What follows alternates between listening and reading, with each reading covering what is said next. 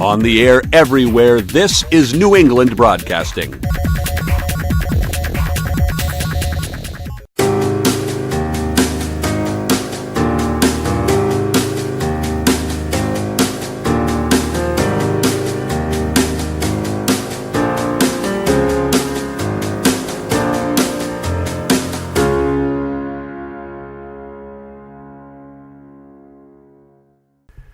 Hey, it's time for Chit Chat with Elesia Carey and Ron Van Dam. Guess which one I am? Hi, Elesia. How are you today? I am excellent, Ron. How are you today? Not so bad, really, when you break it all down into its simplest form. Elesia, are you... You mean like breathing? Right. Well, sometimes. Are you in a coffee shop at this time today? I am in the famous coffee shop, famous because of my presence. And this time I actually have my tea in front of me. Oh, all set to go. The sun is shining. The birds are singing. Yes. I truly believe it's going to be an amazing day. Well, it's good that you do that and that you have... What you picture in your mind is what shall occur, usually until other people get involved. Then it gets all screwed up. So you know it. I agree. Yeah. Okay. We have a very interesting subject today that you have put forth, and it's very topical, like a skin cream, and and it is about confrontations. How does one handle differences of opinion with somebody else? Confrontations, insults, things that may go. Not so compatico. What do you do? How do you handle it? And I guess the answer is people handle it all different ways. Correct. And I bring it to a national level here because we're not all getting along these days because of our political views. And you have a man in the White House who uses insults and confrontation in order as a daily routine. So we do have to learn how to deal with those things, and I hope he's listening. I hope so. That would be wonderful. That would be wonderful. I'm sure. Well, he does listen to a lot of media. That's all he seems to do. That's all. That's his diet. Yeah, it is. Well, that and McDonald's. That and I'm sorry. Yeah, I'm sorry. I forgot about a Big Mac, quarter pounder with cheese. But you can do both at the same time, and he's very good at that. Anyway, here we go. So, first of all, let's talk about confrontations because every once in a while we all have differences of opinion that. And people usually cement themselves down in differences of opinion. I tend to do things a little differently, and tell me what you do. Okay. I've always, and I don't know if a parent told me this or a friend told me this, but when you're in confrontation or difference of opinion, always try to put yourself in the other person's shoes, and all of a sudden, it goes down a notch. Okay. That's how I handle it. I try to understand where they're coming from, even though I vehemently disagree. Okay. Well, I like that approach, and I have heard that approach. I inherited my dad's temper at a very young age, and it plagued me. My mom always told me, "You have to tackle this." She says, "Literally, or you'll be living alone with cats." Wow. So. Because he had a quick fuse temper, you know what I mean? Just go up like a tinderbox. And and then I kind of worked my way into another form where I get so upset, I literally shut down, and I just don't even engage. I just kind of listen. And because I was just, the emotion that I wanted to do what I wanted to say was so overwhelmingly wrong or bad that I felt the best choice was to shut down. And now I've kind of come to a middle ground. The middle ground is basically if I go with that person's energy, which they can sometimes do, they can take you, or somebody, an argument, a conversation can take you from 0 to 60. Absolutely. And I'm designed in such a way that it can actually ruin my day. I'm not lying. My day is based on communication. So it's a good thing I'm in the communication field. So what I do is, if you're at me, it could be a coffee line, it could be a friend, or this weekend it was a situation where for no reason I had a very irate person who I did not know just was in my face. The thing that I literally did was I let them I let this person actually be irate. Right. And when you let somebody be irate and you smile or you just look at them, it is honestly one of the best ways I feel to diffuse it, because what that does is it actually, if a bystander is looking by or anybody's looking by or any situation, it shows who exactly is out of control. Correct. If you engage with an irate person, it shows you are both out of control. So what I say is get the control, get the power back. Either it's an argument or whatever, and that's literally by not opening your mouth. That's the first step. The second step sometimes, if you can, is to have a look on your face that's very either pleasant or you smile. And that actually throws them off guard. It stops them because they see that what they're doing, their actions have no effect on you. A smile, a very pleasant look shows them that it's literally bouncing off the wall. That stops them. They don't know what to do with you or the situation. Now, trying to reason with somebody who doesn't have that mentality to reason, I don't believe in that. So I would say it depends on the situation.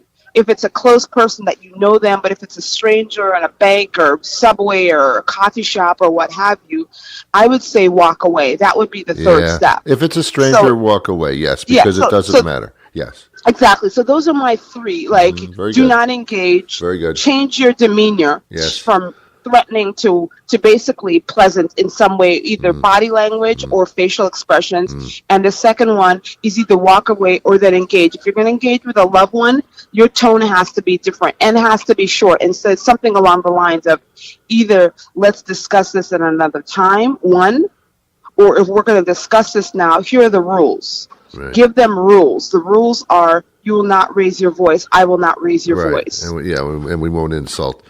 We won't, and there will be no low punches, no low blows. Engage in the rules and then go forward. But that's kind of where I've come to. Yeah, it sounds like you have to bring a referee in there. One thing you said that I think is dangerous is when someone's really upset and they're losing it. To smile in their face is, I think. No, I don't mean that guy. I don't mean that guy on TV. No. That was a smile. He wasn't smiling. Oh, are you talking about the American Indian guy? Yeah. I don't mean. No, let me back up. I mean the kid with the American Indian. Yeah, the kid with the American guy. That wasn't a smile. That was a smirk. That was a smirk. That was a smirk. So let's be honest. Let's put this. Even a smile is like it's like you're telling the person I'm laughing at you because correct. When somebody is irate and angry and crazy, I say to myself, I'm not dealing with a rational person here, so I can't say rational things because all I can do is just get out of it somehow, because nothing is going to come of this. True, but if you can't walk away, if you cannot walk away, I would say what I'm saying is you can walk away, but what I'm trying to say is I'm a woman. If some man or something, sometimes I've had situations where people are irate in front of me. I'm at a subway. I'm wherever online. Physical. Okay. When you're in physical proximity, there's two things. I suggest walking away. Yeah. But I'm saying if you're engaged in a conversation with somebody, say it's an important conversation, you need this person for a matter, paperwork or, whatever, somebody's fixing your apartment, you know what I mean? Yes. You have to show them, you have to stop the energy. So I'm saying, don't engage, don't talk. Correct. You're right. I don't believe based on especially what happened the last few weeks, no smiling. What I mean is change your facial expression. You shouldn't be angry. You shouldn't have a curled lip. You shouldn't have this thing that you're looking like your eyes are narrow and you're looking like. I agree. I'm saying change your facial expression. So no smile, but don't have a threatening look. Yeah. And the second one is walk away if they're a stranger and engage if they're personal. But I agree 100% about the smile, especially in this day and age. I agree. Yeah. Personally, I will tell you, any confrontation of that sort ruins my day no matter what happens, because I like you do. I believe in energy, positive and negative energy, and once the negative energy hits you, unfortunately it gets all over your clothes. You know what I'm saying? Yeah, and I agree. So it's sucky, but every once in a while I have to say to myself, I didn't choose this, but I'm on the planet with other people, and I just have to understand this planet isn't here for me; it's for them too. And we have to get along, and it ain't going to happen all the time. And that's just it. That's the rational person talking in my head. The other person in my head says, I don't like people at all. I can't stand them. This is what happens. Well, this Saturday, I had an irrational person. And it was very in my face. And I'm going to tell you, Ron, what I did was this person was just talking nonsense. I also thought this person might have been, let's just say, emotionally not balanced. And it was an attack out of nowhere, and a stranger. And when I tell you it did affect me on Saturday, I had to literally, after it happened, even though it was a burst, I had to then it affected my day, the rest of my night. I went to church with it. I had to kind of like open the windows, light some candles, pray on it. It really did kind of work its way into me. And I'm telling you, it did rattle me. And I'm a person that has Reiki. I pray, I go to church. I'm spiritual. I work on myself daily. This rattled me, and I was surprised, but yes, and that's one of the reasons why I suggested we talk about this. And I actually did also seek I sought counsel from an outside opinion, a friend, to ask her, what do you think? This is a conversation that came out of the blue. Please tell me your thoughts. Sometimes you got to choose who you speak to. But yes, it did. I needed to even get like a third party, situation. But yes, it can wear on you. Like you said, it can be in your clothes, your hair, in your environment. Yes, it really can. It's like cigarette smoke. It can happen. Sometime, here's a good subject that you kind of brought up. Maybe we'll do it sometime in the future, is the plight of sensitive people. There are two kinds of people on this earth, I say, as far as this is concerned. There's the people that are sensitive, that are creative, that see everything, process everything, analyze everything because it's there, because they don't miss a beat, they don't miss a trick. Then there's the people where everything rolls off their back, and like 2 seconds later, they're just fine, like, oh, that person's just crazy. That's my sister, Yeah, and it's a luxury to have everything roll off your back, but it's also not a full life as far as I'm concerned. So maybe sometime we'll get into that, the pros and cons of those two personality types. And I think that's great. But the other thing just to also mention is, even though I didn't feel great, before, when I used to rise to that person's level, you know what I mean, and try to out yell them and try to out reason with them, I felt even worse. You know what I mean? So on a scale of 1 to 10, on Saturday it made me feel like a 5. But in the past I felt horrible, like even like a 10 horrible. It would take me days instead of like a day or hours to get over it. And on top of that, the energy that I spent going up there, coming down was like crashing, you know what I mean? In terms of vocal and physical energy. So it was a better path that I took. But yes, I'm a creative person. So yes, it did work time in my spirit, but it was at least better than if I had gone the old route of yelling and saying, are you crazy, and all that kind of stuff. I don't know. I do hanker, as far as I'm just going to go to Trump for 1 second. I wish that Nancy Pelosi or one of the other senators or House people, when Trump says something to their face, I wish they'd just look at him and say, "What's wrong with you?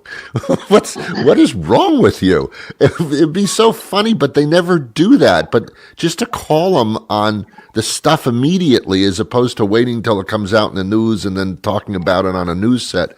I would love a senator or somebody to just. But I think Nancy is close. I think Nancy's close to that. I think really, if he ever were to call her something, I really feel she now has it in her. Yeah. That where she would call him instantly out on it. So I feel that she is. If anybody can say it, and make it stick to him, it would be her, because she is third in command. So Pence will never say anything because Pence is afraid of him, but Nancy can be the only one. Chuck Schumer doesn't have it either, but Nancy can say it. Yeah, I agree. I just nobody has just said to his face at the time that it's being said to what Trump says, right? To immediately fire back and say, "What's the matter with you? What's wrong with you?"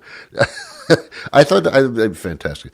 Hey, this is great. Here you go, man. We're just solving all the problems of the world. I don't know. We're supposed to do that. Are we? We don't get paid to do that, do we? No, I don't think so. No. We just our opinions matter. But I'm going to tell you something. I hope it helps somebody, because I'm telling you, it definitely it feels better to resolve something in a way that doesn't take you out of your space. It doesn't move you. You know what I mean? When somebody has the power to take you from pleasant to ugly, and where people land, themselves in physical harm or in legal. Nothing is ever resolved by two people yelling at each other. Ever. Never. So don't go there. Okay, Elesia Carey, that's who she is. And we'll do this again next week. Always great to talk to you.